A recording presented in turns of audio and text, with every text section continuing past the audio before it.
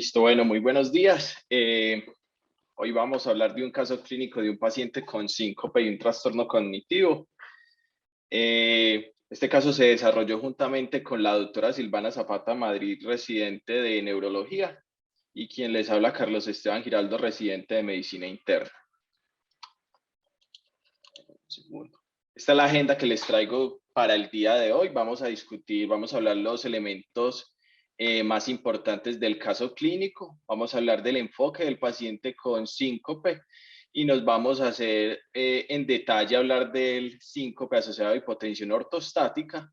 Luego vamos a escuchar una intervención del grupo de neurología. Vamos a dar unas pautas del tratamiento médico y vamos a ver el desenlace de nuestro caso clínico de la paciente. Entonces, comencemos con el caso clínico. Se trata de una paciente femenina de 52 años de edad, es ama de casa, casada, un hijo. Ella es natural de Cocorná y reside en el municipio de San Luis, en la vereda Doradal. Es independiente para su ABC básico y avanzado. La paciente tiene como antecedentes relevantes un CA de útero en el 2001 que refiere a que le hicieron cirugía y radioterapia, es hipertensa, hipotiroidismo. La paciente y tanto el acompañante referían que había como una cardiopatía, pero no sabían mucho de eso y que le iban a hacer unos estudios ambulatorios, pero realmente no sabían precisar datos exactos acerca de este antecedente.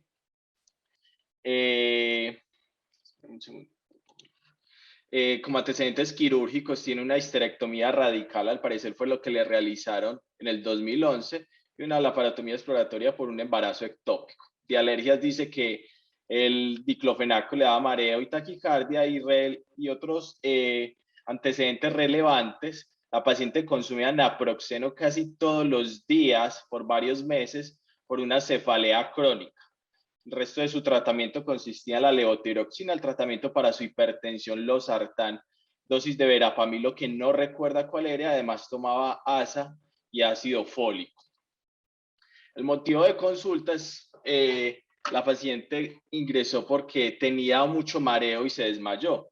Una paciente de 52 años fue remitida de su hospital local del municipio de San Luis porque hace 3 días venía como con un mareo intenso asociado a un síncope que le produjo un TEC un TEC leve y un trauma cerrado de tórax, y refiere además que desde hace varios meses venía con astenia progresiva que empeoró en la última semana y que además presenta una disnea de medianos esfuerzos y ocasionalmente dolor torácico. Ese mismo día que había consultado había presentado episodios de melenas y 2 episodios de mesis, además un dolor abdominal difuso. Negaba como sangrado por otras vías y la revisión por sistemas no presentaba más síntomas. Al ingresar al servicio de urgencias, estos eran los signos vitales de nuestra paciente. Es una presión de 157/92 y el resto del examen de los signos vitales no mostraba ninguna alteración. El examen físico, la paciente realmente estaba hidratada, algo pálida, y realmente ni a nivel cardiovascular y neurológico había alguna normalidad, y únicamente había como un dolor en la reja costal izquierda, sin otros hallazgos anormales, y no había normalidades a la palpación abdominal. Entonces, ¿cuáles son los problemas de nuestra paciente? Primero, una sospecha de una hemorragia del tracto digestivo superior por las melenas que presentaba. Lo otro es el tema de los episodios sincopales que estaba presentando la paciente y que estos últimos le produjeron un TEC leve, un trauma en la parrilla costal, y también el antecedente importante de que la paciente estaba sufriendo de una cefalea crónica con un consumo crónico de AINES. Recordemos que por varios meses estaba consumiendo diariamente naproxeno. Indagando un poco más sobre el síncope, y es el tema que vamos a tratar el día de hoy, entonces realmente nuestra paciente llevaba aproximadamente unos 2 años de síntomas de palpitaciones, de presíncope, a veces asociado a disnea y a dolor torácico, y desencadenado por el esfuerzo. Ocasionalmente estos síntomas se presentaban cuando la paciente se ponía de pie, y esos últimos episodios sincopales lo había presentado 2 en la última semana, y este último, como ya lo habíamos mencionado, le generó un TEC leve y un trauma cerrado de toras. Entonces vamos a hacer hincapié, si bien la paciente tiene varios problemas que hay que solucionar, vamos a hacer hincapié en el 5. Estos son los paraclínicos iniciales con los que llegó la paciente. A resaltar aquí que había una anemia normocítica, normocrómica, sin otras alteraciones como realmente importante dentro de esos paraclínicos. Y en la endoscopia que se le realizó se encontraron unas lesiones en el antro, prepilóricas multiformes, de aro eritemasoso y ya fibrina central sin estigmas de sangrado. Entonces, básicamente la paciente tenía una artritis erosiva medicamentosa severa y se le tomó una biopsia. Además, había una duodenitis leve. Obviamente, dentro del servicio de urgencias se le tomó un electrocardiograma, siendo pues aquí como una lectura rápida este electrocardiograma. Está bien configurado, está en ritmo sinusal, la frecuencia aproximadamente es de unos 70, no hay alteraciones en la conducción auriculoventricular, ni alteraciones en el QRS y no hay elevaciones del ST. Lo único que realmente nos llama la atención en este electrocardiograma es que hay un complejo QS en D3 y hay una pobre progresión de la R de B1 a B3. Entonces, básicamente, esos son como los hallazgos realmente significativos en ese electrocardiograma y no se encontró como nada más. Entonces, hablemos un poquito del enfoque de los pacientes que presentan síncope. Entonces, la guía nos define el síncope como una pérdida abrupta de la conciencia. Esta es transitoria, completa y asociada a la incapacidad de mantener el tono postural. Hay una recuperación rápida y espontánea y el mecanismo que se produce el síncope es por un mecanismo de hipoperfusión cerebral global. El tiempo rápido lo define la guía como hasta 5 minutos. Y el presíncope son unos síntomas antes del síncope. Estos síntomas pueden incluir el mareo, la sensación, sensaciones visuales como una visión en túnel o que el paciente se va a desvanecer. Hay también fatiga, debilidad, palidez, diaforesis y este puede progresar hasta el síncope o puede abortarse sin él. Y se debe considerar también que estos pacientes como que tengan un síncope. Hablando de la epidemiología, realmente es difícil concretar como tal la epidemiología de los casos de síncope. ¿Por qué? Porque tiene muchas causas, muchas presentaciones clínicas, todo depende de la población estudiada. No es lo mismo en una población joven, una población más adulta. Entonces se ha dicho que tiene como una incidencia bimodal.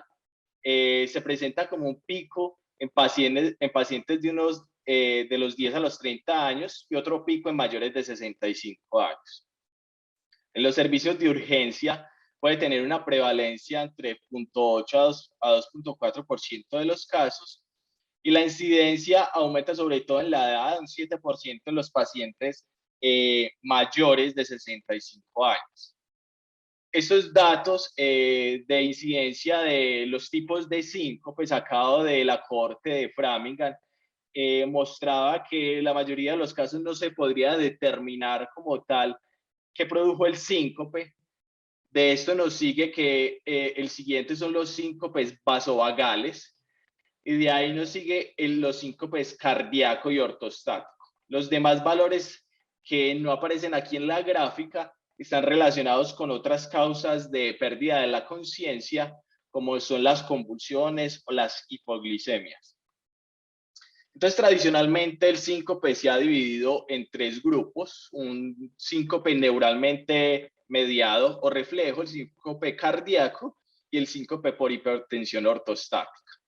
El neuralmente mediado es un aumento inapropiado del tono simpático para el simpático que va a producir síntomas vasopresores como hipotensión, o va a haber una respuesta cardioinhibitoria donde va a haber bradicardia o una mezcla de ambos. Este se subdivide en el vasovagal. Ese vasovagal es tal vez el más frecuente de todos.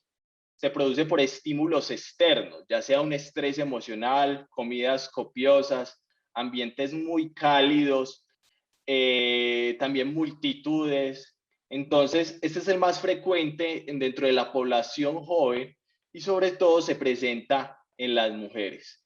El síndrome del seno coronario se produce básicamente por una respuesta normal del seno coronario, por una hiperestimulación del seno coronario. Se caracteriza porque va a haber una pausa de 3 segundos o una caída de la presión arterial sistólica mayor a 50 milímetros de mercurio. Es de población más adulta, sobre todo pacientes mayores de 50 años, y se produce cuando por situaciones como la flexoextensión del cuello al afeitarse o al ponerse collares apretados o la corbata. El síncope situacional tiene unas características y son situaciones específicas. Se puede presentar, por ejemplo, a la defecación, a la diuresis, al toser, al deglutir, al reírse o al levantar pesas. Su mecanismo es producido por estimulaciones de fibras viscerales, por ejemplo, de la pared de la vejiga, o por esfuerzos que nos van a disminuir una disminución del retorno venoso. Y el síncope post ejercicio se produce básicamente en pacientes posteriores a hacer la actividad física, un corazón básicamente que todavía está bajo el estímulo de catecolaminas, que comienza a contraerse, pero realmente que no va a estar lleno, entonces eso va a producir el síncope. Este es de importancia resaltar que también se puede presentar en situaciones que puedan requerir más intervenciones, como es el caso de una estenosis aórtica o de una cardiomiopatía hipertrófica. Ya el síncope cardíaco es aquel que se produce por una disminución del gasto cardíaco, ya sea por arritmias, por una enfermedad estructural, por la mezcla de ambas o por una isquemia. Y el síncope de hipotensión ortostática va a haber una vasoconstricción insuficiente en respuesta al estrés ortostático, es decir, a ponerse de pie. Ahorita vamos a hablar un poco más de este síncope y básicamente este se subdivide en una falla autonómica primaria que van a incluir diversas enfermedades de las cuales haremos mención ahora. La falla autonómica secundaria, a resaltar aquí los pacientes con neuropatía diabética. Fármacos inductores realmente hay muchos, los diuréticos son uno de ellos, los antidepresivos tricíclicos, la trazodona, entre otros antihipertensivos, y la deshidratación es otra causa importante de este síncope de hipotensión ortostática. Entonces, cuando vamos a enfocar a un paciente con síncope, lo primero es que tenga que cumplir esas características que previamente mencioné del síncope. Hay una pérdida del tono postural, se presenta, hay una pérdida transitoria de la conciencia con una recuperación rápida. Entonces, cuando realmente pensamos, sospechamos por estas características y que una duración menor a 5 minutos, que nuestro paciente realmente, esa pérdida transitoria de la conciencia es por un síncope, lo primero que vamos a hacer es una evaluación clínica de un examen físico y un electrocardiograma. No requerimos de más herramientas para la evaluación del paciente con síncope. No hay necesidad realmente de tomografías, ecografías y demás cosas en el contexto inicial de la evaluación del síncope. Y ya si se piensan otras cosas, pues se hará un manejo específico. Cuando tenemos una causa realmente establecida, lo primero que tenemos que ver si esa causa es grave o no es grave, porque de ello dependerá si vamos a hacer, si vamos a hospitalizar a nuestro paciente y el manejo pertinente que éste requiera. Si no, probablemente nuestro paciente pueda seguir una valoración de manera ambulatoria. Cuando no tenemos la causa clara del síncope, lo que debemos que hacer es una estratificación del riesgo. Y eso con el fin también de determinar qué pacientes son de alto riesgo, cuáles van a requerir hospitalización, un monitoreo continuo, y realizar exámenes adicionales si son realmente pertinentes o no. Lo mismo si el riesgo llega a ser bajo o nuestro paciente persiste asintomático, se puede dar de alta a nuestro paciente con un seguimiento ambulatorio. Entonces, como lo mencioné previamente, para nuestra valoración inicial solo requerimos de un interrogatorio preciso, un examen físico y un electrocardiograma. Entonces, ¿en qué cosas hacer énfasis cuando evaluamos a nuestro paciente al interrogatorio? Uno, los antecedentes son primordiales. Hablar de las características de ese síncope, cuánto tiempo lleva con estos episodios, qué medicamentos está utilizando el paciente, qué enfermedades sufre el paciente, condiciones cardíacas, neurológicas, diabetes, que nos den pistas acerca de qué puede estar causando la sintomatología del paciente. La duración es importante y ya que recordemos que por definición existe un tiempo establecido de 5 minutos. Más allá de ese tiempo podríamos considerar otro tipo de patologías. Por ejemplo, el paciente está cursando con una hipoglicemia, con una encefalopatía o presenta una convulsión. La edad de inicio es importante. Recordemos que los síncopes vasovagales son de población más joven y por encima de los 35, 40 años se piensa más en patologías de tipo cardíaco. Los prodromos son importantes, pacientes que se presentan por lo general con diaforesis, náuseas, visión en túnel, por lo general son síntomas que se presentan más en pacientes con síncope vasovagal. La posición durante el síncope es importante. Un paciente que haya estado mucho tiempo de pie nos hace pensar que, por ejemplo, es un estímulo para un síncope neuralmente mediado, o los cambios de posición al pararse, que tal vez estemos ante un síncope por hipotensión ortostática. La actividad puede ser importante. Los síncopes que se presenten durante el ejercicio nos llevan a pensar más que sea más de un origen cardíaco, mientras los que se presentan posteriores a la actividad física pueden estar relacionados con un síncope post-ejercicio. Recordemos que la recuperación de la conciencia es en un tiempo menor a 5 minutos. Generalmente en los pacientes que tienen síncope de origen cardíaco, la recuperación es más inmediata, mientras que los pacientes que tienen un síncope vasovagal, neuralmente mediado, la recuperación es lenta y progresiva. El color de la piel es importante, como le mencioné previamente, la diaforesis, la palidez, nos hacen pensar que sea neuralmente mediado, y los que estén acompañados de cianosis que sea de origen cardíaco. Otros síntomas importantes, tener en cuenta la disnea, las palpitaciones y el dolor torácico. El examen físico debe ser un examen físico general, haciendo énfasis a nivel cardíaco y a nivel del sistema nervioso. Importante porque hallazgos anormales a nivel cardiovascular nos hagan pensar que tenga el paciente un síncope de origen cardíaco, y a nivel neurológico, dependiendo de los hallazgos, que tal vez nos indiquen que no estemos ante un síncope como tal, sino ante una condición neurológica. Y siempre es importante cuando estemos haciendo la evaluación de nuestros pacientes hacer una prueba de ortostatismo, de la cual hablaremos más adelante. Nuestras ayudas diagnósticas iniciales únicamente va a ser un electrocardiograma. Y eso que para descartar patologías cuando se sospeche que es de un origen cardíaco. Los demás exámenes realmente en la evaluación inicial del síncope no tienen cabida. El TIL test, por ejemplo, aunque la guía lo recomienda para la confirmación del diagnóstico del síncope neuralmente mediado, realmente una evaluación inicial con un buen examen físico, un buen interrogatorio, llegaremos al diagnóstico en un 60% de los casos, y realmente es un examen que no está tan disponible, que es costoso, que no nos va a servir para ver la respuesta al tratamiento y que puede tener hasta un 30% de falsos positivos.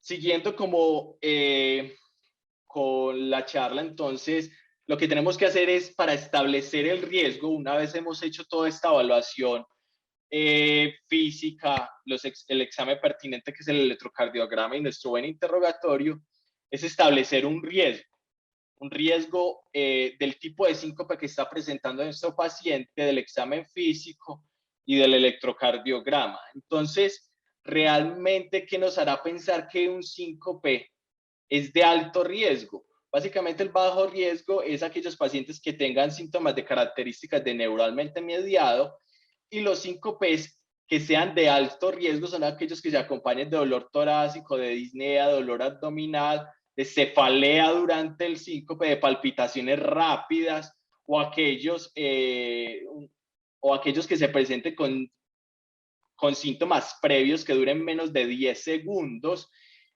o que los pacientes tengan historia familiar de muerte súbita.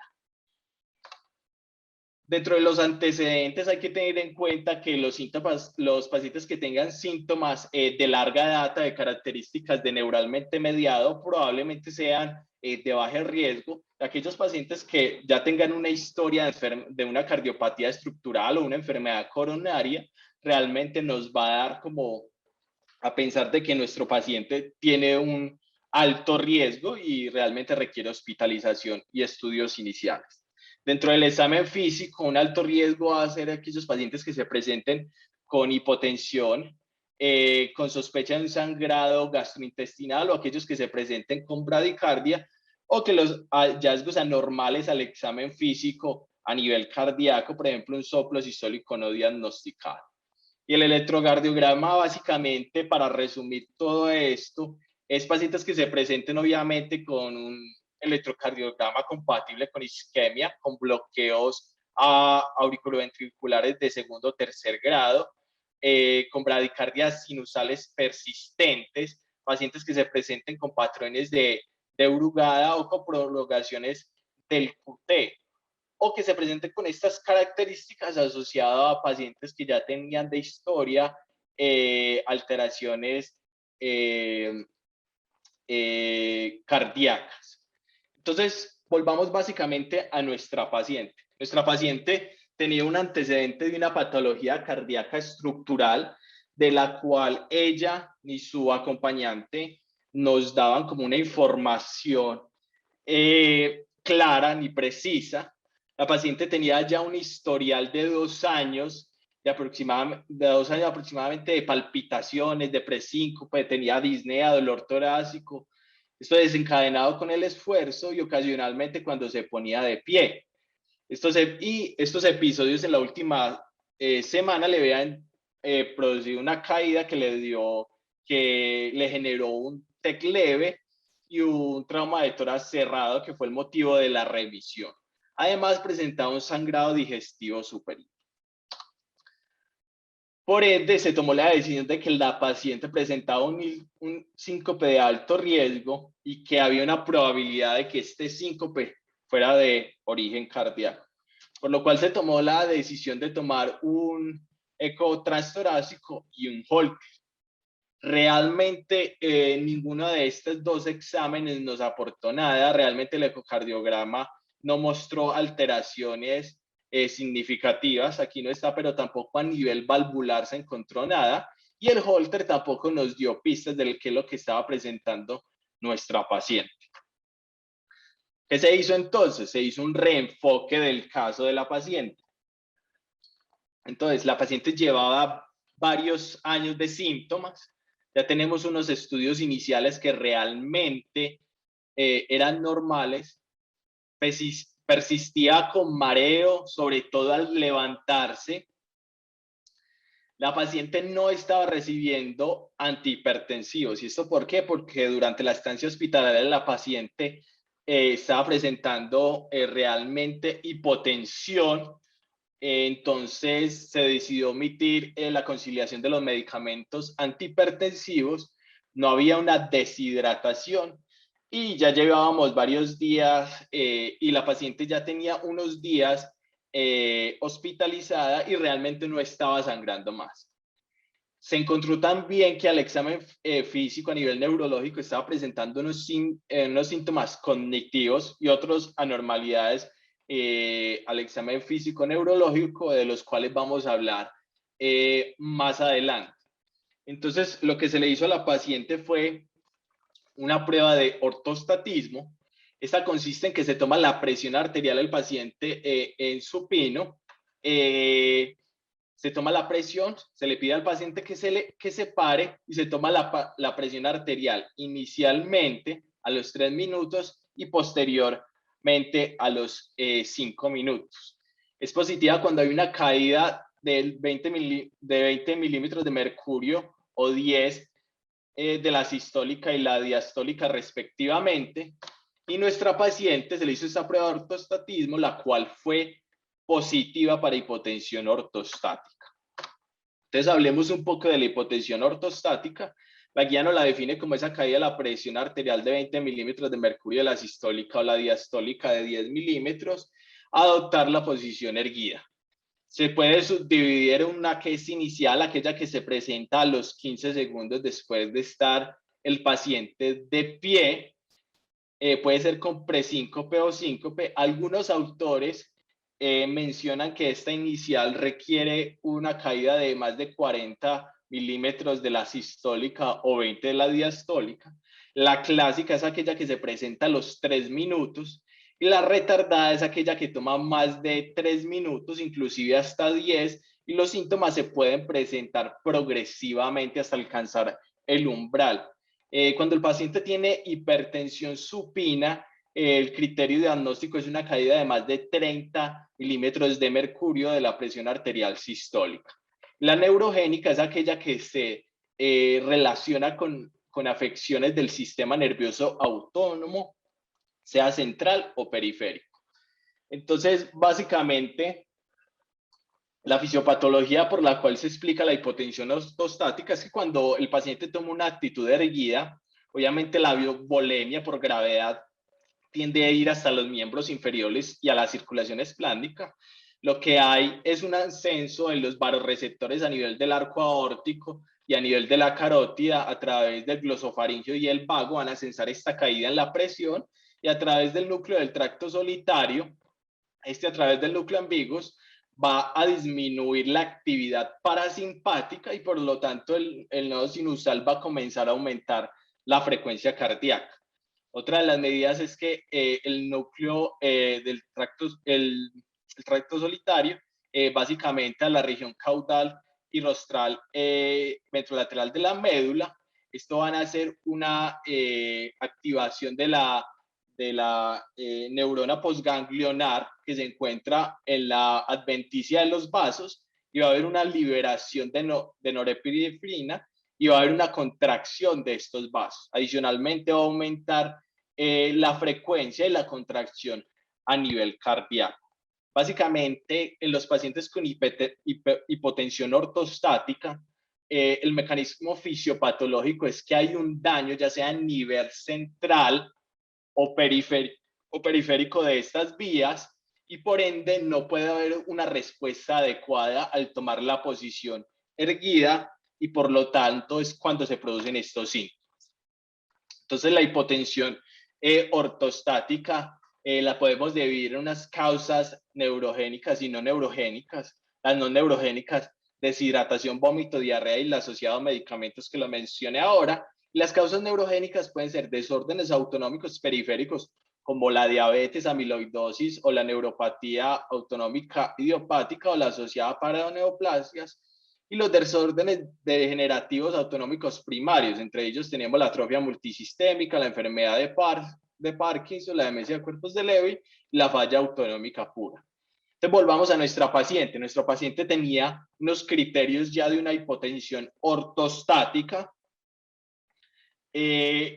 No pensamos que fuera una causa no neurogénica, porque la paciente no estaba con vómito, no estaba con diarrea, no estaba con medicamentos que le generaran hipotensión, y no estaba deshidratada. Pensamos que era una causa neurogénica. La paciente no tenía diabetes y no había evidencias al examen físico que nos hiciera pensar cualquiera de otros trastornos, pero además presentaba algunas alteraciones cognitivas y otras alteraciones al examen físico neurológico que nos llevó a pensar que tal vez la paciente presentara alguna de estas patologías. Entonces, ya más adelante vamos a hablar específicamente de esos hallazgos al examen físico. Entonces, básicamente estas patologías se resumen así.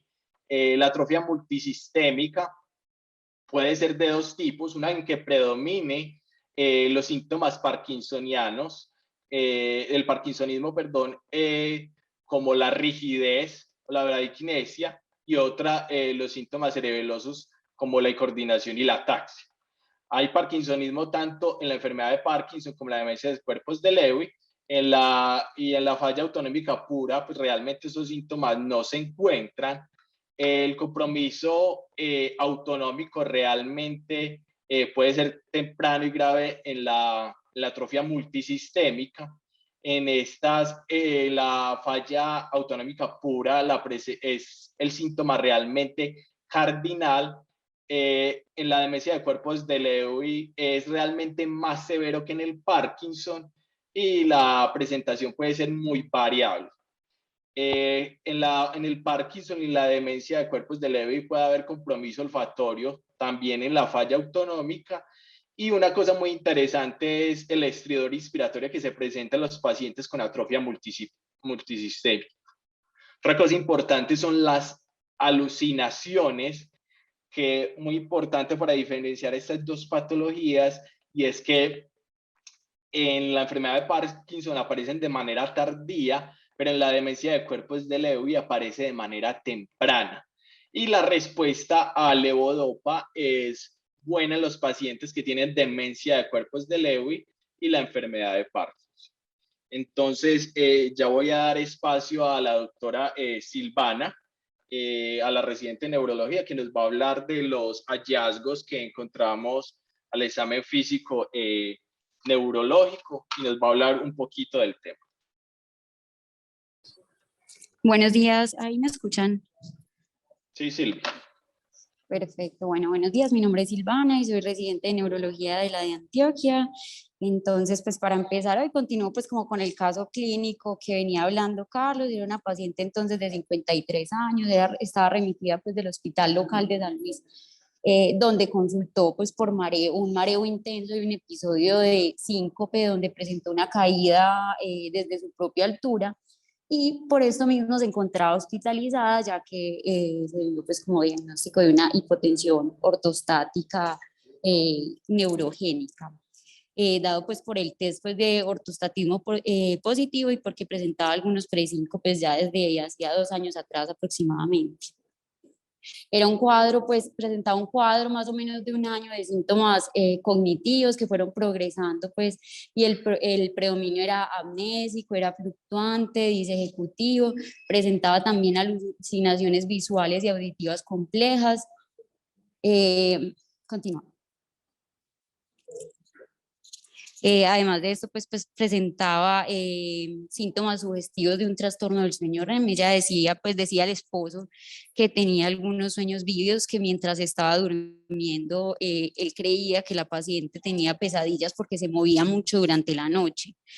Y además de esto, durante la hospitalización se notó que había susceptibilidad a los neurolépticos porque el día 26 de agosto le administraron 2 miligramos de haloperidol, con lo cual presentó una hipotensión sintomática con diaforesis y somnolencia. Bueno, entonces ya para hablarles pues como de la demencia por cuerpos de Lewy, entonces sabemos pues que esta es una combinación pues de trastornos pues de la cognición, que por lo general son fluctuantes, tienen variaciones pues en la atención, alucinaciones visuales que son recurrentes, pueden tener trastornos muy importantes pues del comportamiento del sueño REM, como lo decía que lo tenía la paciente, y además de esto tienen varios síntomas que nos hacen pensar en un parkinsonismo, y por lo general este va a empezar después de que se haga el diagnóstico de la demencia. Esos síntomas pues de parkinsonismo por lo general va a ser la bradicinesia, el temblor en reposo, la rigidez, y sabemos pues que debemos diferenciar, ¿cierto?, la enfermedad de cuerpos de Lewy, en la cual pues el diagnóstico va a ser algo más patológico, y esto va a ser basado sobre todo pues en la identificación de estos cuerpos de Lewy que son unas inclusiones pues neuronales de alfa-sinucleína, y va a haber una pérdida neuronal, pues que todo esto va a ser en el examen post-mortem, a diferencia de la demencia por cuerpos de Lewy, que va a ser, como lo decía, esta demencia pues con condición fluctuante, estas alucinaciones, y esto va a ser algo más clínico que por patología. Continuamos. Bueno, en la fisiopatología, pues sabemos que está basado pues en la alfa-sinucleína, pues que esta se va a expresar en realidad en todo el cerebro y se va a localizar sobre todo pues en las terminales presinápticas, y su función en realidad pues no se conoce bien completamente, pero en realidad pues se cree que juega pues un papel como importante en la liberación de algunos de los neurotransmisores y también en el recambio pues de vesículas. Y cuando estamos pues en condiciones patológicas como un estrés oxidativo elevado, o cuando esta alfa-sinucleína sufre un recambio pues estructural, esto lo que va a generar pues es formar como oligómeros y algunos protofibrillas, que esto finalmente nos va a dar como esas laminitas beta que se van a organizar y se van a depositar como los cuerpos de Lewy.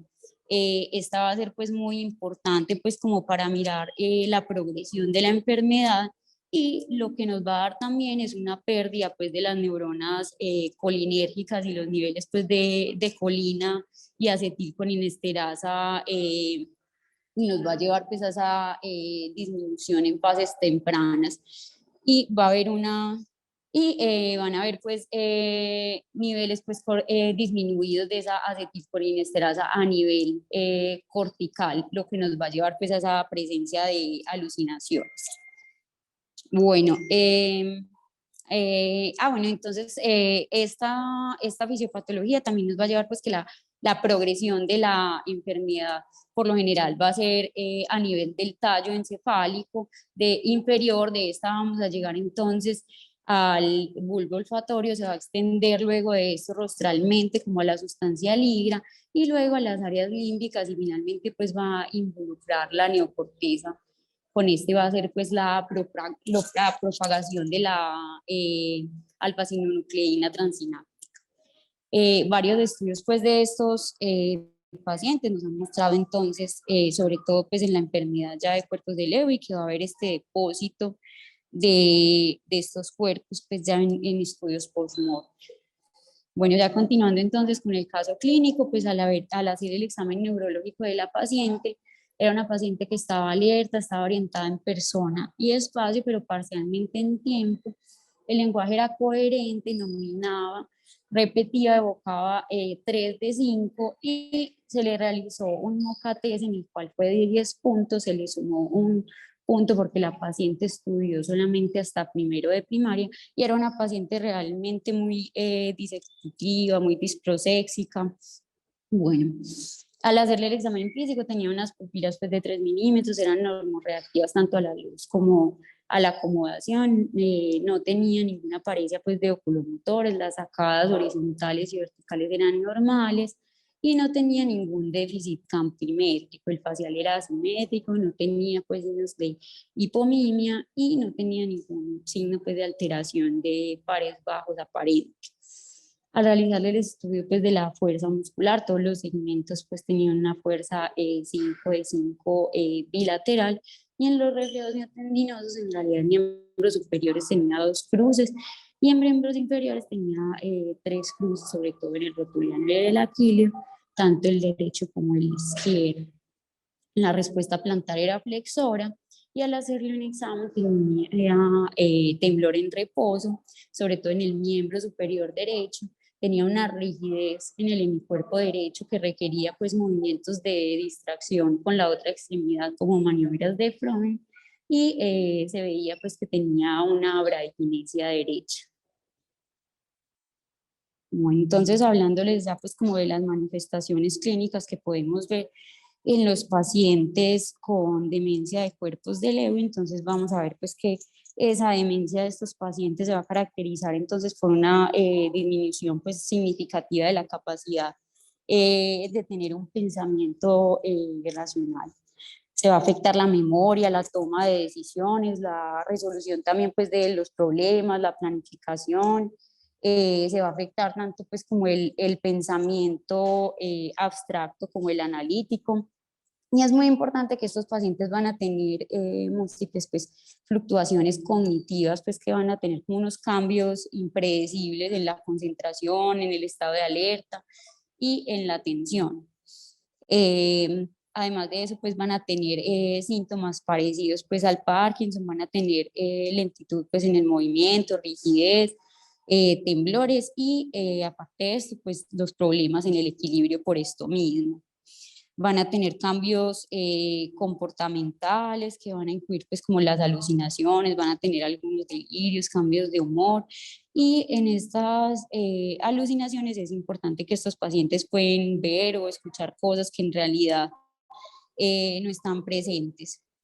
Van a tener además de esto pues trastornos del sueño REM o también pues RBD y esto nos implica entonces que van a presentar pues sueños vívidos y estos pacientes, por lo general los acompañantes o las personas pues que duermen con ellos, van a decir que en ocasiones les han provocado como lesiones o van a golpearlos durante el sueño sin ser conscientes de esto y pueden en ocasiones hasta caerse de la cama por los movimientos que presentan durante el sueño. Eh, Estos síntomas pues de o trastornos del sueño REM por lo general van a aparecer varios años antes pues de que aparezcan los otros síntomas característicos o las otras manifestaciones de la demencia de cuerpos de Lewy. Y como lo hablaba Carlos, entonces van a tener algunos síntomas disautonómicos que pueden ocurrir pues como problemas tanto con la regulación, la disregulación pues de la presión arterial, pueden tener estreñimiento, incontinencia, disfunciones sexuales, alteraciones con la temperatura y por lo general pues van a presentar una presión arterial más baja que nos podría generar que los pacientes tengan estos síncopes. Pues continuar. Perfecto. Bueno, ya dentro de los fenotipos pues de la enfermedad, pues sabemos pues que estos pacientes pueden tener como tres presentaciones pues que son comunes en estos, pero independiente pues de los síntomas iniciales pues que van a tener estos pacientes, con el tiempo van a tener pues como estas mismas tres presentaciones y van a desarrollar pues estas características tanto cognitivas, eh, las características físicas pues y alteraciones del sueño y todas estas van a ser en realidad muy similares. Entonces dentro de estos tres pues algunas van a comenzar pues con un trastorno del movimiento pues que va a ser como estos mismos síntomas de Parkinson y luego de eso van a desarrollar demencia, pero esto por lo general se va a dar en la demencia pues por la enfermedad de Parkinson. Otros de ellos pueden empezar pues con el trastorno cognitivo y de la memoria, pues que puede confundirse en realidad en algunas ocasiones con la enfermedad o demencia de Alzheimer, pero pues con el tiempo van a aparecer otras características distintivas que nos van a llevar entonces al diagnóstico de demencia por cuerpos de Lewy, como los síntomas pues motores y estos trastornos pues también del sueño, que primero se presenten entonces los síntomas neuropsiquiátricos que pueden incluir pues estas alucinaciones, algunos de los problemas pues como de conducta de los pacientes, dificultades o pues problemas disejecutivos y en estos pacientes pues también vamos a pensar entonces en una demencia pues por cuerpos de Lewy. En estos pacientes, pues, como lo decía, independiente pues del síntoma inicial, los tres van a llegar entonces a tener estas características cognitivas, las alteraciones pues del sueño y del comportamiento, y son comunes pues algunos casos de patología mixta pues con la enfermedad de Alzheimer y algunos de los cuerpos de Lewy. Bueno, ya hablando pues como del orden de progresión de la enfermedad, como lo hablaba pues ahorita en la progresión en la fisiopatología, por lo general entonces va a comenzar a nivel del tallo encefálico, pues o como en el bulbo olfatorio, se va a extender rostralmente, a la sustancia negra, y luego de esto va a llegar pues a las áreas límbicas y finalmente se va a involucrar entonces la neocorteza. En la fase temprana pues de la enfermedad por lo general van a presentar estas alucinaciones, los trastornos del sueño REM, dificultades pues con el movimiento, sobre todo van a tener como esta rigidez y problemas urinarios. Ya en la fase intermedia por lo general van a tener un deterioro motor, por esto mismo pues de la rigidez, y van a tener caídas constantes, dificultades con el lenguaje, va a haber un compromiso importante en la atención y algunas alteraciones pues comportamentales, también como una paranoia, confusión. Y ya en fases avanzadas, pues puede haber una rigidez ya severa, dificultad para el lenguaje, un deterioro funcional y un riesgo pues a infecciones por esto mismo. Bueno, ya en la sospecha entonces diagnóstica, pues algunas pistas en sí como para el enfoque, entonces tenemos pues que es importante hacer pues una historia clínica completa, un examen físico, pero pues algunas pruebas pueden ser como útiles para establecer el diagnóstico en estos pacientes. Sabemos pues que la presencia de fluctuaciones cognitivas, la inestabilidad postural, las caídas repetidas, la somnolencia diurna y la disfunción autonómica pues nos van a apoyar el diagnóstico entonces de la demencia de cuerpos de Lewy. Sabemos pues que con esto nos podemos acompañar de las pruebas de ortostatismo pues para investigar en realidad esta disfunción autonómica, como lo decía Carlos. Para la evaluación cognitiva nos podemos acompañar también de un test de MoCA o un mini mental test, pero es mejor hacer pues un MoCA, sobre todo pues porque va a tener mayor cobertura de dominios pues como las tareas ejecutivas y visoespaciales, y es muy importante pues esta evaluación neuropsicológica completa, porque nos podría determinar en realidad la gravedad de todos los síntomas pues cognitivos que tiene el paciente. Eh, Sabemos pues que en estos pacientes por lo general van a tener esta alternación del sueño REM años antes de que se produzcan las otras alteraciones pues cognitivas, y estos pacientes que presentan esta alteración van a tener por lo general mayor riesgo de desarrollar pues una neurodegeneración pues relacionada pues con la sinucleína. Más o menos más de un 75% de los pacientes pues que tienen estos trastornos del sueño REM son diagnosticados con alguna enfermedad neurodegenerativa más o menos a los 10 años del seguimiento, y por lo general es muy raro pues que se produzca en pacientes que desarrollen una enfermedad de Alzheimer, pero es más común en los pacientes con demencia de cuerpos de Lewy. Como lo decía, pues es importante pues la evaluación neuropsicológica, sobre todo pues para evaluar el patrón de los déficits que tienen estos pacientes, y es muy importante pues también realizarles un electro que nos podría, un video electro que nos podría demostrar entonces una actividad prominente por lo general de ondas lentas posteriores con algunas fluctuaciones pues periódicas, por lo general pueden ser prealfa o teta. Bueno, entonces ya pues hablando pues de algunas de las ayudas diagnósticas, entonces sabemos pues que tenemos pues dentro de los criterios clínicos pues algunos biomarcadores que pueden ser indirectos, pues ya que todavía pues no se dispone de alguna imagen directa que nos hable en realidad de la patología pues de la sinucleína, sino los estudios pues post-mortem de la patología, pero hay algunos estudios pues que son recomendados pues que pueden ser de en realidad de gran utilidad para los pacientes en los cuales pues tenemos como esa incertidumbre con el diagnóstico de esta patología. Entre estos pues está el PET, que nos ha demostrado que puede tener una baja actividad pues dopaminérgica a estos pacientes, sobre todo en el cuerpo estriado, y este hallazgo pues también se va a encontrar también en algunas enfermedades como la enfermedad de Parkinson, la atrofia multisistémica y la parálisis supranuclear progresiva, pero con esto pues nos podría ayudar a diferenciarlo de una enfermedad de Alzheimer, ya que en estos pacientes no se va a presentar esto. Otro de los estudios pues podría ser entonces la gamografía miocárdica. En esta vamos a ver entonces también como la denervación autónoma pues cardíaca que puede evaluarse utilizando esa metayobensilguanina. Y con esta, pues, ya que es un análogo pues de la noradrenalina y se va a unir a estos receptores pues sinápticos postganglionares que están presentes pues en el corazón, nos va a mostrar entonces una captación baja y lo que nos va a representar pues esa misma pues alteración en la inervación cardíaca sináptica que va a estar entonces reducida en estos pacientes. Otro de los estudios pues importantes sería la polisomnografía, pues porque actualmente se ha establecido que estos pacientes que diagnostican pues formalmente en algún trastorno del sueño REM nos van a demostrar que tienen este riesgo significativo pues mayor de desarrollar alguna neurodegeneración relacionada pues con la sinonucleína.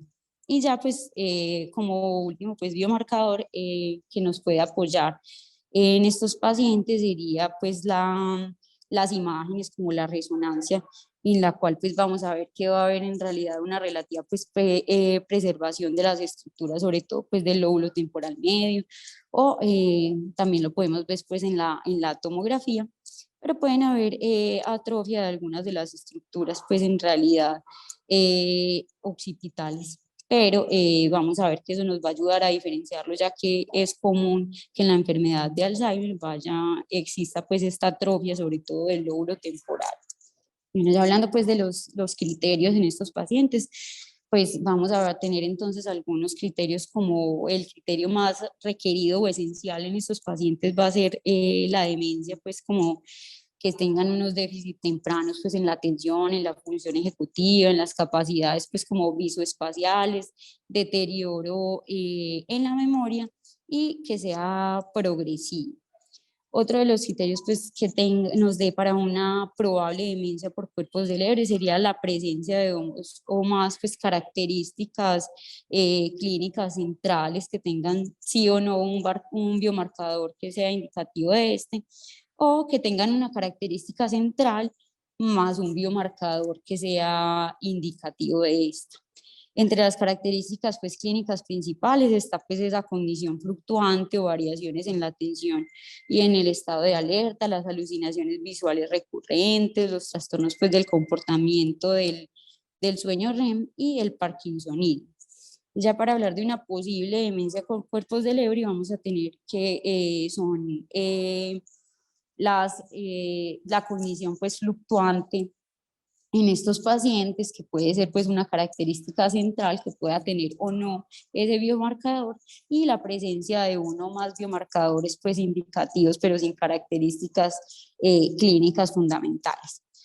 Bueno, entonces, para hablar rápido, pues como algo en las consideraciones, pues como el tratamiento farmacológico, sabemos pues que el primer paso en estos pacientes es identificar si algunos de los medicamentos que está tomando el paciente nos podrían contribuir a que estos síntomas empeoraran. Y sabemos pues que algunos de los medicamentos pues anticolinérgicos utilizados como para tratar el temblor o algunos agonistas pues de la dopamina como y la amantadina se asocian al empeoramiento cognitivo de estos pacientes, también a la psicosis y a los trastornos pues del control del impulso. Entonces hay que mirar si en realidad el paciente está con alguno de estos medicamentos que nos podría ayudar al déficit de estos. Ya para los síntomas pues, cognitivos de esta demencia se tratan sobre todo pues, con los inhibidores de la colinesterasa, que su uso es en realidad es de los únicos que está respaldado también pues, por la FDA, y entre estos el único que está respaldado en realidad sería la rivastigmina. El donezepilo en realidad y la rivastigmina pues fueron igualmente efectivos en algunos estudios pues en la mejoría cognitiva de estos pacientes con demencia de cuerpos de Lewy y en algunos pacientes pues con enfermedad de Parkinson, pero en realidad todavía el donezepilo pues no está aprobado por la FDA para este, pero todavía pues se usa en algunas partes del mundo. La evidencia en realidad de la eficacia de la galantamina pues en estos pacientes con demencia de cuerpos de Lewy es escasa, lo mismo que la memantina pues que se podría usar en conjunto con algunos de estos inhibidores de la colinesterasa. Continúa. Bueno, Hay que tener en cuenta pues en estos pacientes pues que la ausencia de mejoría pues de estos trastornos cognitivos no es una razón para la interrupción pues de estos inhibidores de la colinesterasa, porque tienen menos probabilidad pues en realidad estos pacientes que la usan de deteriorarse pues globalmente mientras la toman, y la suspensión repentina de este se va a asociar entonces con un deterioro en la función cognitiva de algunos de los síntomas pues neuropsiquiátricos. Ya hablando pues de la depresión, en realidad no hay como ensayos clínicos significativos que nos ayuden a elegir un medicamento en sí, pero hay que mirarlo según el perfil individual pues de cada paciente.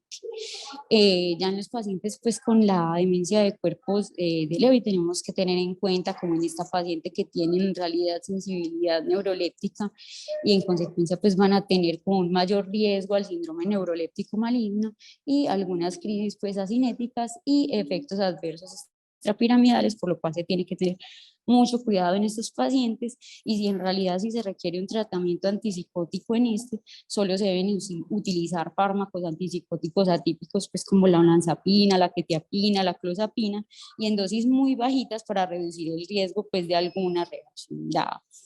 Algunos de los medicamentos pues que se han utilizado para esta son la primavancerina, pues que es un antipsicótico pues con antagonismo inverso pues para el receptor de la 5-HTA, y es de los únicos que está autorizado pues con la FDA para las alucinaciones y el delirio. Continúa. Silvi, voy a adelantar hasta la parte mía para que los profes ya por temas de tiempo nos den sus opiniones. ¿Listo? Dale, listo. Bueno, mil gracias.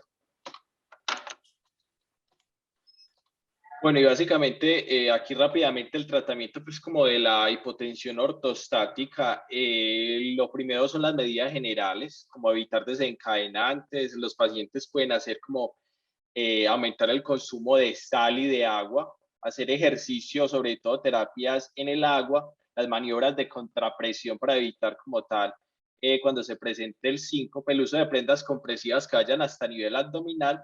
Y tenemos el manejo médico de la hipotensión ortostática, la amiodarina, que está disponible en nuestro medio, pero no está en el plan de beneficios.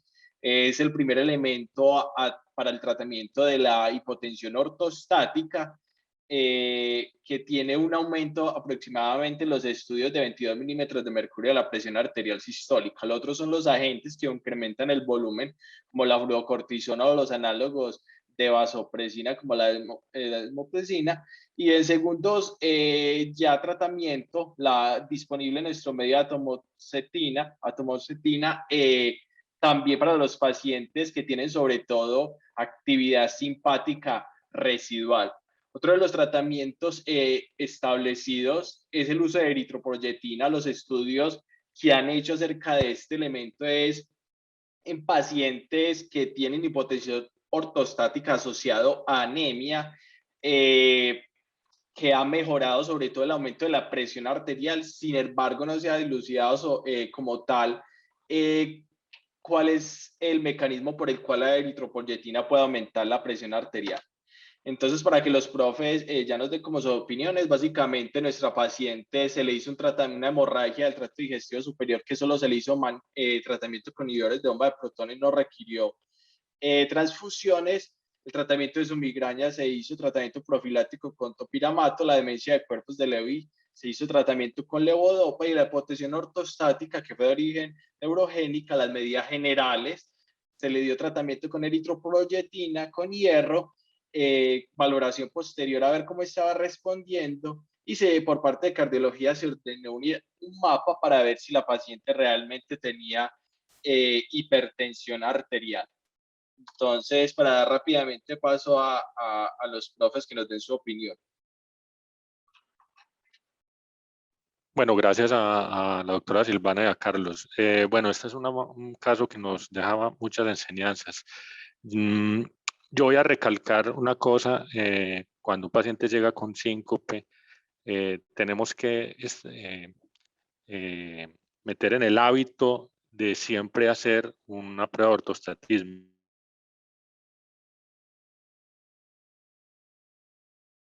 ¿Cierto? Y con esa prueba hacemos diagnóstico de hipotensión ortostática, no necesitamos TIL test. Entonces, todo paciente con síncope, recordar que dentro del armamentario del enfoque siempre hacer la prueba de ortostatismo, como se le hizo pues a esta paciente, y a partir de ahí pudimos llegar al diagnóstico final. El doctor Jorge, si quiere, ¿qué impresiones, que conoció el caso, qué impresiones tiene de esta paciente? Y yo le voy a hacer una pregunta, porque es que casualmente aquí tenemos una paciente que hace 2 días llegó con una atrofia de múltiples sistemas, y nos llamaba la atención mucho esas alteraciones en el sueño. Esta paciente refiere unos sueños vívidos, unas pesadillas terribles, dentro de las cosas que más le molestaba a ella. Entonces, doctor Jorge, cuéntanos a ver. Profe, buenos días. Bueno, en lo referente a esta paciente, como Silvana bien lo dijo, y bueno, y también tiene que ver pues con la pregunta que hace usted de la atrofia multisistémica. Nosotros, quiero hacer otra cuñita. Es que yo veo que de manera homogénea se pide Doppler de vasos de cuello en todo paciente que ingresa por síncope, y eso pues no tiene ningún sustento desde el punto de vista neurológico. Síncope no es una manifestación de estenosis carotidia, incluso hemos tenido muchos pacientes que son remitidos para tratar la enfermedad carotidia sintomática, considerando como síntoma síncope, y eso pues no produce una hipoperfusión del territorio posterior que cause pérdida el estado de conciencia transitorio, como lo es un síncope. Entonces, en cuanto a la pregunta del profesor, pues estas enfermedades neurodegenerativas tienen un montón de síntomas que se sobrelapan. Nosotros llamamos a las alfa-sinucleinopatías, básicamente a estas 3 enfermedades: la enfermedad de Parkinson y la demencia de cuerpos de Lewy, que para mí y para pues, muchas personas son la misma enfermedad. Digamos que la única forma de dirimir, y esto la Sociedad de Movimientos Internacional de Movimientos Anormales ya lo pidió sacar, es que los pacientes que tienen demencia de cuerpos de Lewy tienen deterioro cognitivo antes o en el primer año de la aparición del parkinsonismo. Esta regla del año pues ya se pidió sacar, porque es una cosa arbitraria que alguien le dio por poner, pero no tiene ningún sustrato biológico o fisiopatológico. Entonces son enfermedades que comparten las manifestaciones clínicas y patológicas. Simplemente el perfil evolutivo de dichas manifestaciones difiere, como ya lo dijo bien Silvana. Las alucinaciones son tempranas en Lewy, la demencia es temprana, y en enfermedad de Parkinson idiopática pues es más avanzada. Para fines prácticos el tratamiento es el mismo y demás. Entonces la otra, alfa-sinucleinopatía, que es la atrofia multisistémica, pues sí tiene algunas diferencias con estas 2 otras enfermedades. Básicamente lo que tiene la atrofia multisistémica es que hay 2 subtipos, un subtipo que es parkinsoniano y un subtipo que es cerebeloso. El parkinsonismo, para diferenciarlo con la enfermedad de Parkinson, clásicamente es simétrico. En la atrofia multisistémica, la enfermedad de Parkinson siempre, o la gran mayoría de las veces, es asimétrico. Empieza por un solo hemicuerpo y puede progresar a los 2, pero usualmente es asimétrico, como quienes vieron a esta paciente lo recuerdan. Ella tenía un parkinsonismo muy de predominio derecho. La otra cosa que ayuda a diferenciar en la atrofia multisistémica es que los pacientes no tienen pérdida de la inervación posináptica, ¿sí? El trastorno disautonómico en los pacientes con atrofia multisistémica es solo central.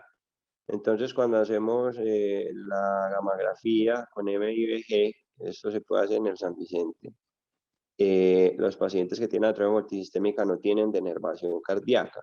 Y ese, digamos, que es como una de las cosas objetivas en biomarcadores que nos ayudan a discriminar entre una y otra. No obstante, hace poco revisamos el tema en neurología y hay un reporte de una serie de casos donde demostró que hasta 1/3 de los pacientes con atrofia multisistémica podía tener denervación cardíaca.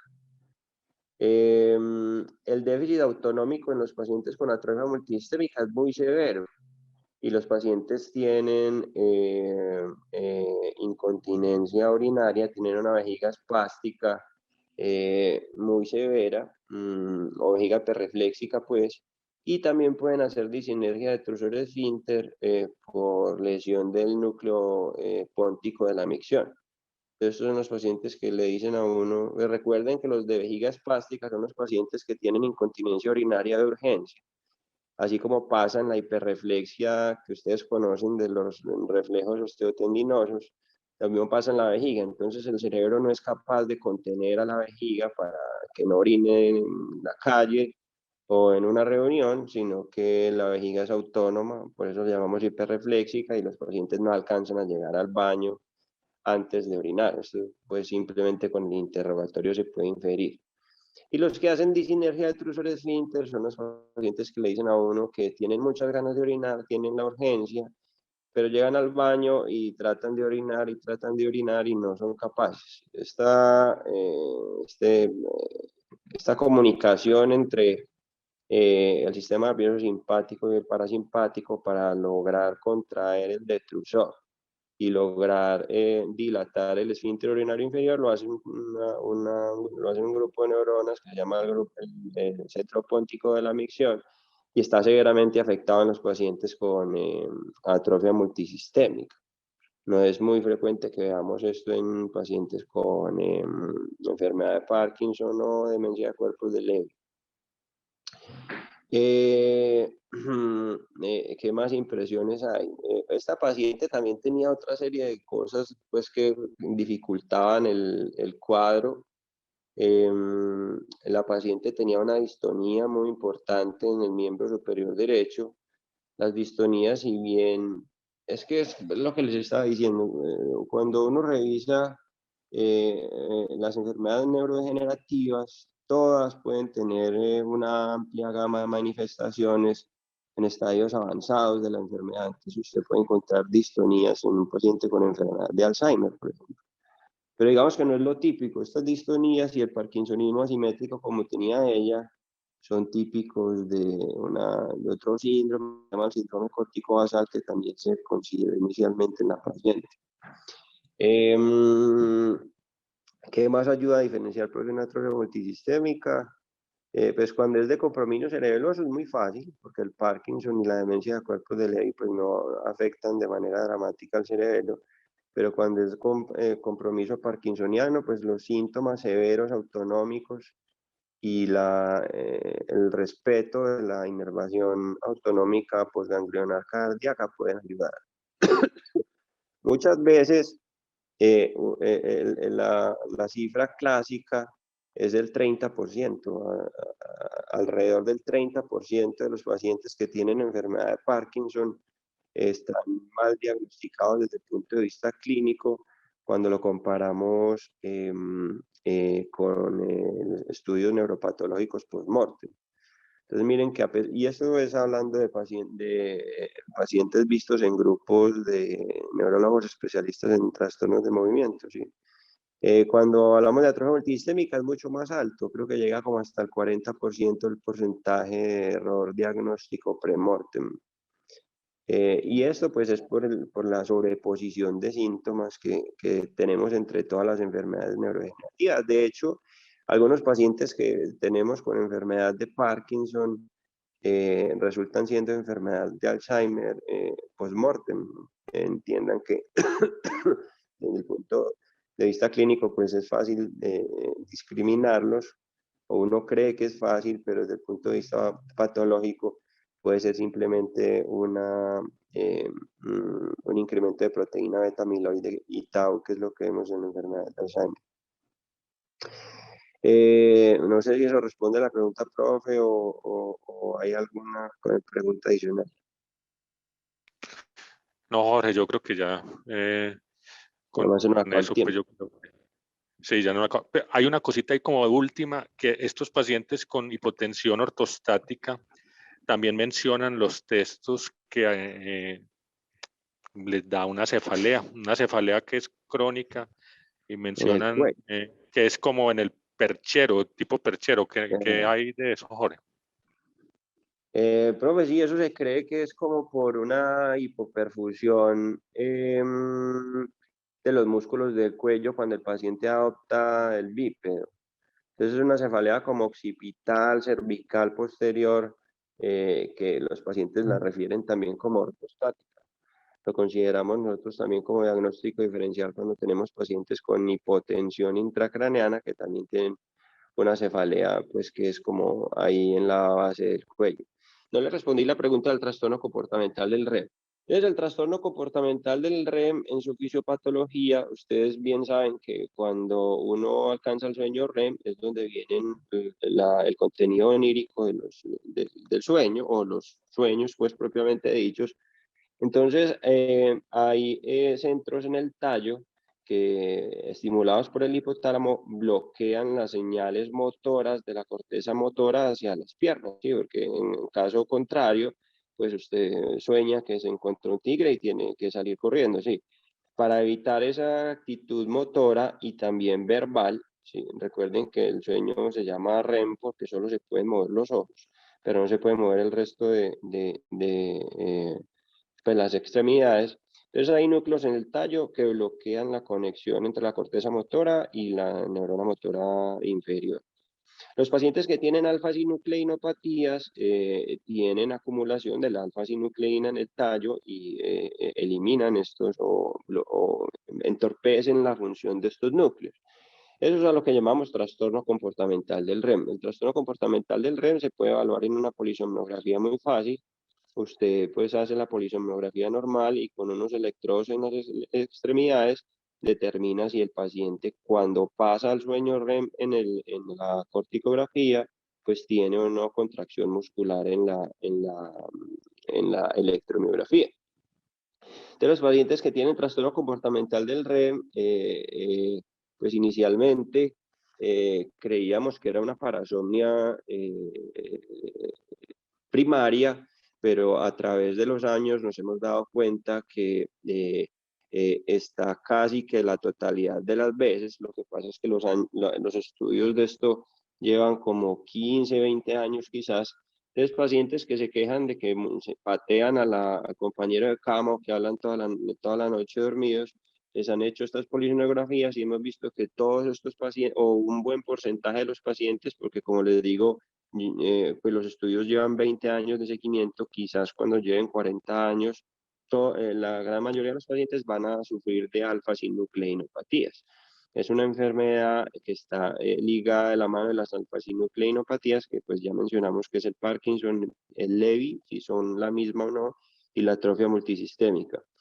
Entonces esto cuando lo encontramos en la consulta no relacionada con un trastorno de movimiento, pues hay que pararle bolas y mirar en la evolución que no presente manifestaciones motoras. Hace parte de uno de los síntomas no motores del Parkinson. Recuerden que el Parkinson tiene síntomas premonitorios o premotores, que son la hiposmia, el trastorno comportamental del REM, la depresión, la constipación y la disautonomía. El tratamiento es fácil, se trata con una benzodiazepina de corta acción. Lo que usamos usualmente es el clonazepam y la respuesta es bastante importante. Creo que eso es todo en lo que refiere a trastorno comportamental del REM. ¿Alguna pregunta adicional o vamos por terminar? No, Jorge, yo creo que yo ya, muchas gracias por la participación y ya creo que gracias pueden por la por invitación. terminar. Listo, muchas gracias, Bueno, que chao. estén bien, hasta luego.